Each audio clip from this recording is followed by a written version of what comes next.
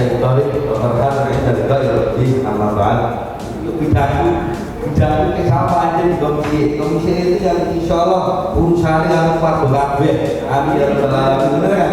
Orang banjir ya komisi orang sakit ya komisi kan?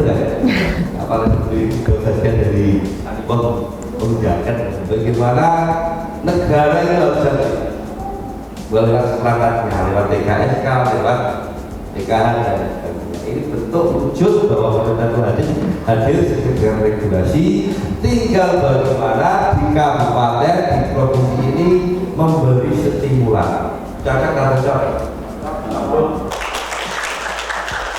Halo pemirsa, apa kabar? Proaktif kembali hadir hari ini spesial di bulan Ramadan. Seperti biasa, Proaktif pasti akan menggandeng salah satu wakil rakyat yang ada di dapilnya sedang berkegiatan ataupun mengekspos kegiatan-kegiatan yang biasa dilakukan di dapilnya. Dan kali ini kita ada, kalau kelihatannya eksklusif, ternyata ada di mana kita? Kita ada di Kudus, tepatnya di satu pondok pesantren. Dan saya harus memperkenalkan dulu wakil rakyat kita yang akan saya ajak ngobrol-ngobrol hari ini, Pak Mawahib. Apa kabar, Pak? Alhamdulillah, Mbak Dewi. Assalamualaikum warahmatullahi wabarakatuh. Waalaikumsalam warahmatullahi wabarakatuh. Ini farhatun inda iftarih wa farhatun inda liqa'i rabbih. Selamat menunaikan ibadah puasa. Ya. Sehat ya Pak, Ramadannya sepertinya kegiatannya, kalau kita tahu mungkin Ramadan kali ini banyak banget yang terjadi di khususnya di dapil Bapak ya Pak di Kudus ya. Betul. Bagaimana yang kita ketahui sebelum Ramadan tiba, tepatnya sebelum 14 Februari ya, terutama di dapil sini Kudus, Jepara, Demak, dan terutama di Demak, kita direpotkan baru ada pertama kali air menggenangi jalan Pantura di Demak. Itu sampai setengah badan orang dewasa. Alhamdulillah sudah surut, tapi di minggu pertama puasa kemarin tiba lebih besar lagi, sehingga ini menjadi cobaan kita semua ketika kita lagi menjalani khusyuknya ibadah Ramadan dengan tujuan untuk nilai-nilai puasa harus kita tanamkan. Kita harus kembali lagi untuk menanamkan jiwa sosial, jiwa kursa untuk saling membantu sesama.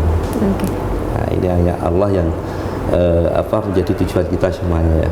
Tepat banget, kayaknya kalau sore ini kita juga ngobrolnya jadi dengan tema saleh ritual dan saleh sosial. Sebenarnya banyak kegiatan-kegiatan ritual dan sosial pastinya yang Bapak fokuskan, apalagi Bapak ada di Komisi E yang memang sangat membidangi sosial. Sebenarnya kalau mungkin boleh sedikit diceritakan, kita agak sedikit flashback kemarin tentang kejadian banjir, seperti kondisinya seperti apa sih Pak? Begini ya, beberapa setahun yang lalu kalau nggak salah ya, kita pernah di program yang sama. Iya betul. Waktu itu kita ngangkat desa tangguh bencana ya. Betul. Kita ambil Angel di rawa-rawa itu ya, yang menjadi hotspot bencana. Ini kembalinya kepada jejak. Memang di dalam sejarah, di dalam jejak-jejak yang ada di kawasan Kudus ini dulunya Selat Muria.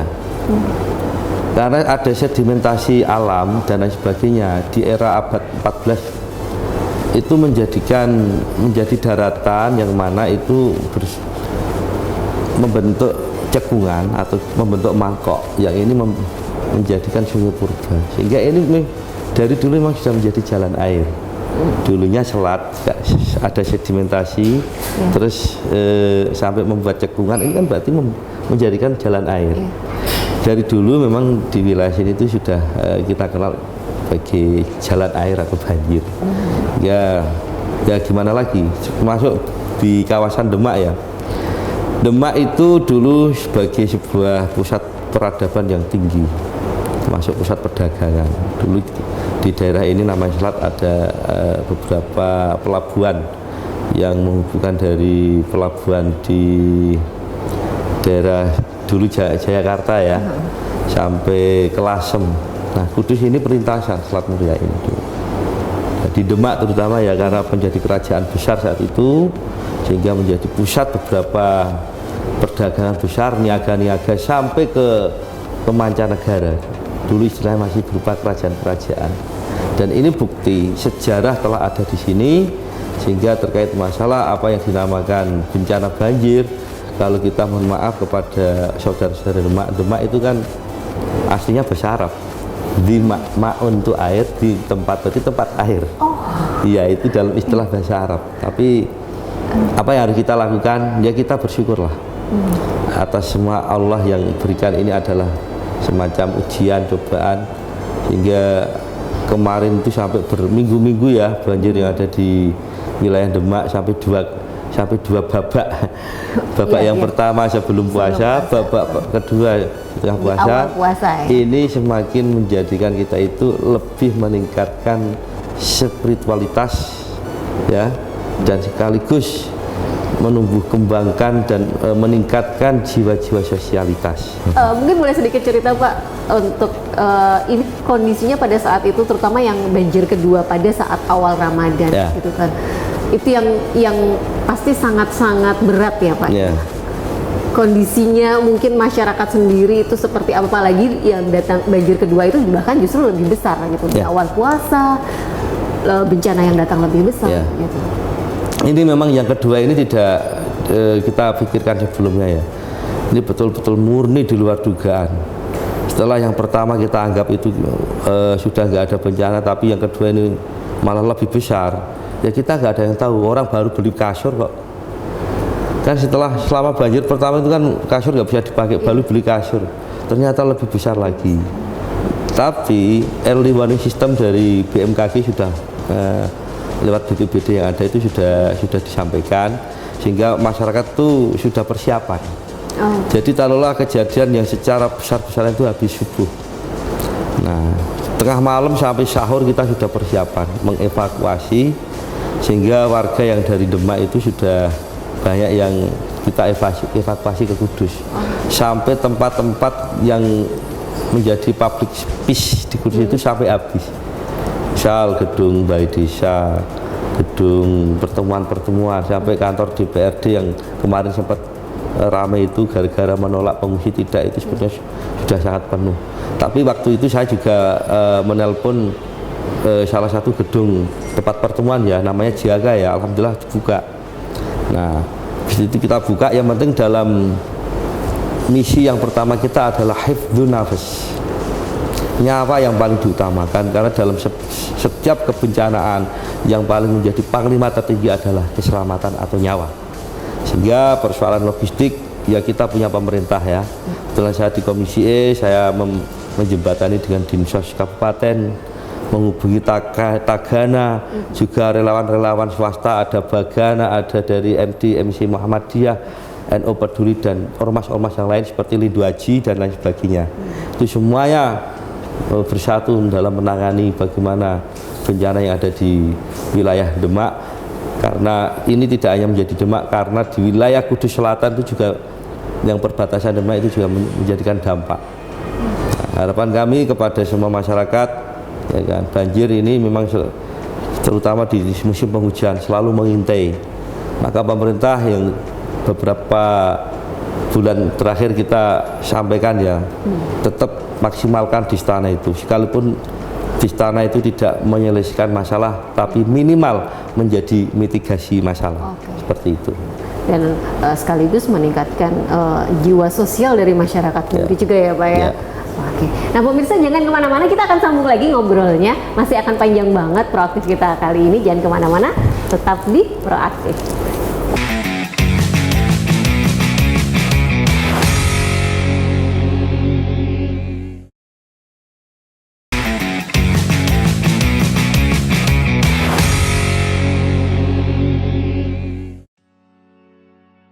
Masih di Proaktif pemirsa, dan ngobrol kita akan kita sambung lagi. Tadi kalau kita udah berbicara tentang bencana dan jiwa sosial yang harus tumbuh di masyarakat, kita agak sedikit bergeser masih dalam cakupan tupoksi di Komisi E gitu kan. Bapak juga concern pada dunia pendidikan. Saat ini kita juga sedang berada di salah satu pesantren yang menjadi apa ya, boleh dibilang selalu dipantau sama Mama Wahid ya. Boleh sedikit ceritakan Pak pesantren ini seperti apa? Saya tadi nggak nyangka, kalau orang pemirsa juga pasti nggak nyangka kalau sekarang saat ini kita sedang ada di salah satu ruangan yang ada di pesantren binaannya Pak Mawahib. Ini salah satu ruangan yang mungkin juga didesain sama teman-teman di sini ya Pak ya. Yeah. Boleh sedikit diceritakan Pak tentang Baik, terima kasih. Al-muhafadzatu al-qadimi soleh wal akhdhu bil jadidil aslah. Ini sebuah term kami di dunia pesantren ya, bahwa kita selalu merawat ya, hal-hal yang berbau klasik ya kan, akan kita kelola dan kita olah menjadi lebih baik dan mengambil modernisasi secara lebih baik. Seperti itu, al-akhdhu bil jadidil aslah. Itulah moto dari pesantren hari ini. Karena pesantren kami ini ada lembaga pendidikan formalnya, SMK berbasis pesantren, juga mengelola madrasah diniyah, ada PAUD, dan insya Allah bentar lagi juga banyak di jenjang pendidikan yang lain. Kita concern pada hal yang sifatnya ilmu terapan. Kebetulan SMK kami berbasis terapan dengan jurusan yang insya Allah langsung applicable di tengah-tengah kebutuhan masyarakat. Sebagai kebutuhan primer, kita alhamdulillah sudah mempunyai jurusan kuliner dan fashion. Tata Boga dan Tata Busana. Karena ini juga korelatif dengan Kudus yang kita kenal sebagai kota santri, kota kuliner, kota industri, dan kota kretek. Okay. Nah, termasuk di Pasar Kliwon itu sendiri salah satu pasar terbesar yang ada di wilayah Pantura Timur, dan ini menjadi market yang besar karena juga termasuk di Kudus itu banyak perusahaan-perusahaan konveksi bordir, dan ini menjadi rujukan para di pasar-pasar, termasuk barang ini diekspor ke Arab termasuk ini.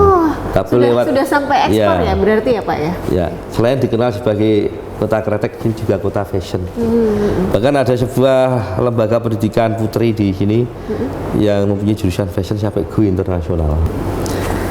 Terus memang alhamdulillah ya, karena ini kami juga wakil rakyat, kebetulan kami ada keluarga yang ada di DPR RI, juga kebetulan pengalaman saya di DPRD Kabupaten 2 periode itu mohon doa restunya agar kami istiqomah, karena keluarga kami ini giroh tarbiyahnya selalu dikedepankan sejak didikan dari orang tua, termasuk jiwa organisasi itu harus ditanamkan sejak dini untuk menumbuhkan rasa peduli kepada sesama.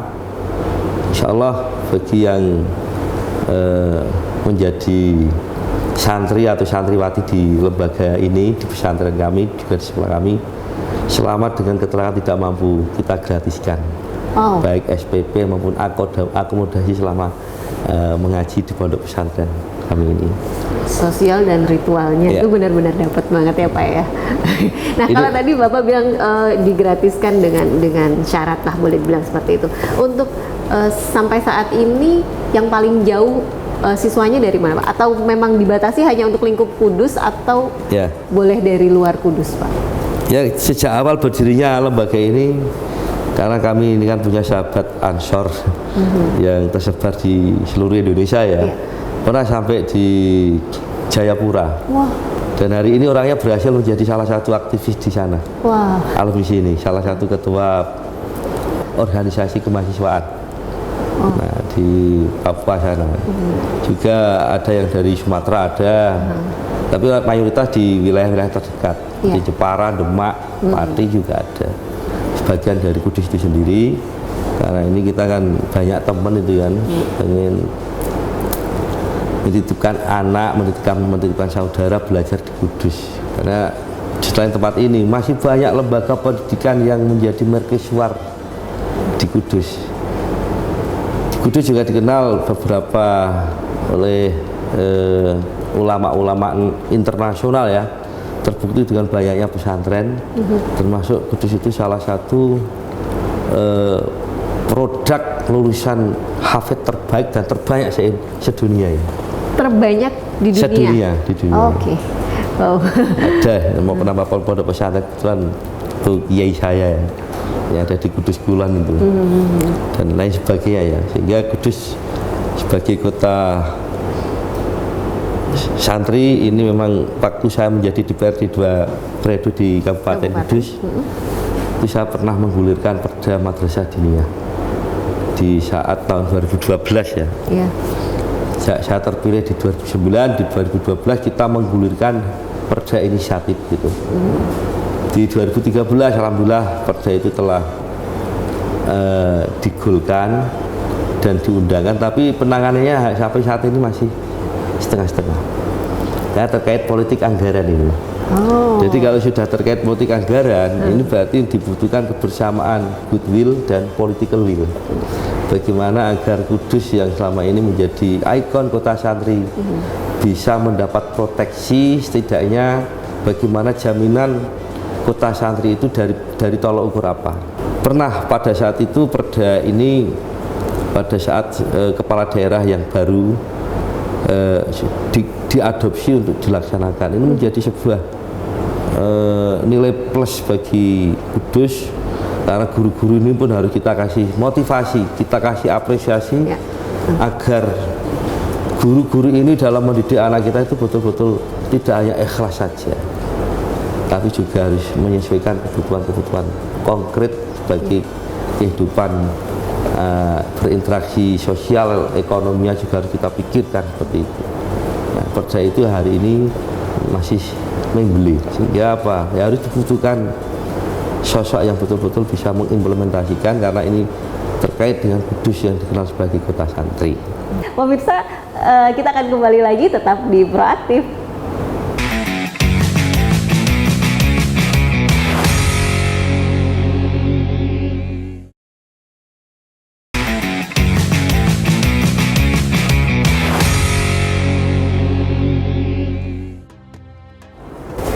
Di segmen terakhir Proaktif tadi sempat terputus segmen sebelumnya. Saya penasaran tentang Bapak menginisiasi dulu pada saat masih di DPRD Kabupaten, kemudian sudah didukung sebenarnya sama undang-undang yang diterbitkan oleh pemerintah. Sekarang posisi Bapak sudah ada di DPRD Provinsi. Cuman tadi Bapak juga sempat menyinggung masih belum sepenuhnya bisa berjalan gitu.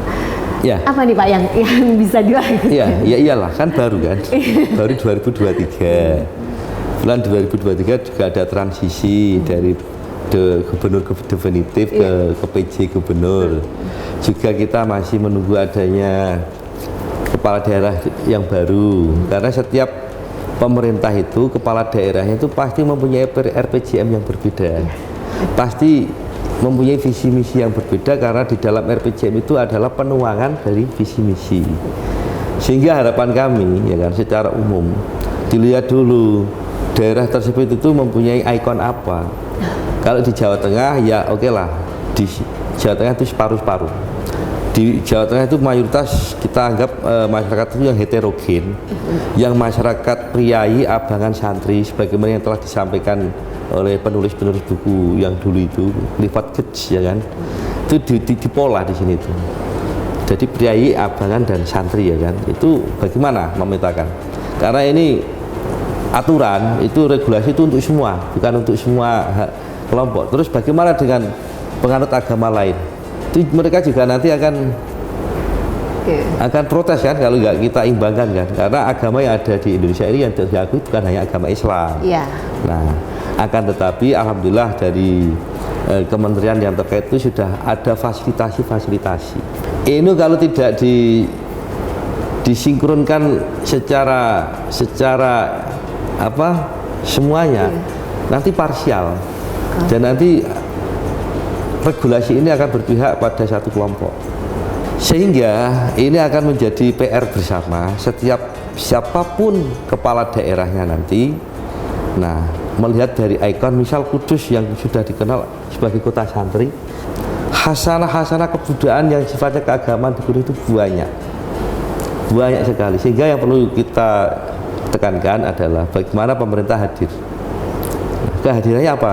Ya berupa bagaimana nguri-ngurinya berupa apa? Nomenklatur untuk apa? Ya untuk bagaimana tradisi-tradisi yang selama ini kita anggap sebagai nilai yang terselip itu akan bisa menjadi apa? Ikon secara hidup, tidak hanya ikon secara mati. Kudus kota santri itu hanya ikon tapi tidak ada proteksi. Nggak kelihatan ininya ya. Apa? Jaminannya apa, buktinya apa kesantrian Kudus itu. Oke. Nah, ini ada sesuatu yang dibela oleh pemerintah, yaitu guru-guru ngaji, karena guru-guru ngaji ini sangat penting. Mereka menjadi ujung tombak terkait masalah pendidikan karakter generasi bangsa, kan begitu ya toh. Orang mau menjadi pilot, menjadi presiden, tapi kalau nggak punya akhlak, orang tuanya yang susah bos, kan gitu ya toh. Minimal orang tua itu ingin didoakan oleh anak-anaknya, orang tua pun mendoakan anak-anaknya itu menjadi anak yang soleh dan solehah, begitu. Oke pemirsa, sepertinya Proaktif kali ini harus berakhir di sini. Tapi jangan kemana-mana, Proaktif akan hadir lagi pastinya di episode yang lebih seru lagi dengan sosok wakil rakyat lainnya. Saya Dewi dan Pak Mawahib pamit undur diri, sampai ketemu. Ini kita masih di wilayah pesantren ya Pak, area pesantren ya. Ternyata ada kegiatan lain ya Pak ya di sini ya. Ada rencana kegiatan apa nih sebenarnya Pak hari ini Pak? Lembaga ini juga mengelola SMK ya, namanya SMK Saidah 2. Kebetulan jurusannya kuliner. Nah, ini kita kuliner. Seperti yang sudah terlihat di depan kita nih Pak ya. Menu khas Rawa ini Pak. Menu khas Rawa. Kenapa dibilang khas Rawa Pak? Karena ini besusul. Apa itu Pak besusul? Semacam keong tapi lebih kecil. Oh. Kalau dipepes terasa luar biasa cita rasanya, khas. Itu khas emang hewan rawa gitu ya? Iya, rawa-rawa, seafood, semacam seafood. Oke. Kalau ini ada pepes belut. Pepes belut. Ada pepes belut. Terus ada lagi, ini. Nah, ini. Ambil cedoknya, Pak. Oke. Nah, bismillahirrahmanirrahim. Nah, inilah keong ya. Itu keong rawa juga ya, Pak? Keong rawa lah. Kalau keong laut namanya kerang. Oh iya. Begitu ya. Ini sama olah ini lebih bening ya. Dia pakai godong singkil juga ini. Oh. Daun singkil ya. Daun yang di rimbunan itu seger dia. Dan konon ini berkhasiat daun ini. Ini kita pakai duduh blodor kayaknya ya. Pakai sayur blodor. Blodor ini semacam tangkai bunga teratai rawa. Nah, ini sangat seger ini, saya itu. Ini sangat seger, blodor ya. Nanti kita rasakan, kita coba ya. Ya, kita coba. Ini ada godong singkil, daun singkil. Daun yang hidup di antara sawah dan kebun-kebun. Tapi segernya minta ampun.